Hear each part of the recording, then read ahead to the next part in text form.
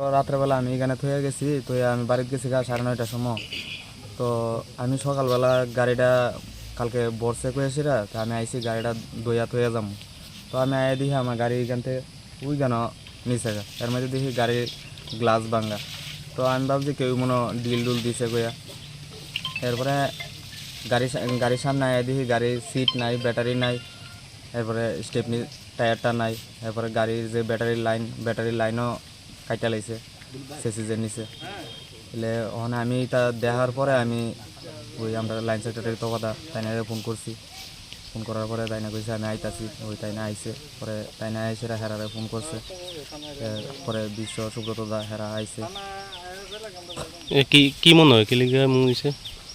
মানে আমি তো বুঝতাম পারতাছি না কি লেগা, কিন্তু ঘটনা হয়েছে আমি তো 2 বছর হয়ে গেছে আমি গাড়ি এই জায়গা থয়ে যাই, কই আইজ অব্দি কোস্তা হয়েছে না। তো কালকে রাতে আমি গাড়ি থয়ে যামু, কালকে রাতে এরম জন হইব আমি ভাবতেই পারছি না।